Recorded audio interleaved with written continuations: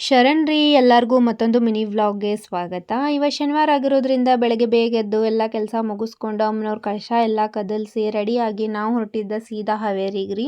ಯಾಕಂದ್ರೆ ನನ್ನ ಮಗಳಿಗೆ ಹುಷಾರಿರಲಿಲ್ಲ. ಅವಳು ಹೋದ ಸಂಡೇ ಪಂಚಮಿ ಹಬ್ಬದ ದಿನಾನ ಕೆಳಗೆ ಬಿದ್ದು ಕೈ ನೋವು ಮಾಡ್ಕೊಂಡ್ಬಿಟ್ಟಿದ್ಲು.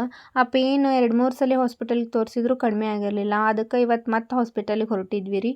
ಹೋಗಿ ಅಲ್ಲಿ ಹೋದ್ಮೇಲೆ ಅವ್ರು ನಮಗೆ ಎಕ್ಸ್ರೇ ಮಾಡಿಸ್ರಿ ಅಂತ ಹೇಳಿ ಹಾವೇರಿ ಸ್ಕ್ಯಾನ್ ಸೆಂಟರಿಗೆ ಬರೆದು ಕೊಟ್ರೆ, ಅಲ್ಲಿ ಹೋದ್ಮೇಲೆ ಎಕ್ಸ್ರೇ ಎಲ್ಲ ಆದಮೇಲೆ ಸಿಕ್ಕಾಪಟ್ಟೆ ಅಳಕ್ಕೆ ಸ್ಟಾರ್ಟ್ ಮಾಡಿಬಿಟ್ಲು ಅವಳು.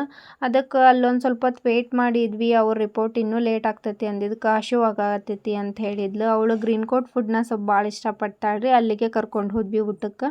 ಊಟ ಎಲ್ಲ ಮುಗಿಸ್ಕೊಂಡು ಮತ್ತು ಸ್ಕ್ಯಾನ್ ಸೆಂಟರ್ಗೆ ಹೋಗಿ ರಿಪೋರ್ಟ್ ತೊಗೊಂಡು ಮತ್ತು ಹಾಸ್ಪಿಟಲ್ಗೆ ಹೋದ್ವಿ ರೀ. ಅವರು ರಿಪೋರ್ಟ್ ನೋಡಿ ನಮ್ಮನ್ನು ಮತ್ತೆ ದೇವದಾರ್ ಸರ್ಜಾ ಹಾಸ್ಪಿಟಲಿಗೆ ಕಳಿಸಿದ್ರಿ. ಯಾಕೆ ಅಲ್ಲಿ ಕಳಿಸಿದ್ರು, ನನ್ನ ಮಗಳ ಕೈಗೆ ಏನಾಗೈತಿ ಅನ್ನೋದನ್ನು ನಾನು ಕಂಪ್ಲೀಟ್ ನೆಕ್ಸ್ಟ್ ವ್ಲಾಗ್ ಒಳಗೆ ಹೇಳ್ತೀನಿ. ಅಲ್ಲಿವರೆಗೂ ಈ ವಿಡಿಯೋ ನಿಮಗೆ ಇಷ್ಟ ಆಗಿದ್ರೆ ಲೈಕ್, ಶೇರ್, ಫಾಲೋ ಮಾಡಿರಿ. ಬಾಯ್.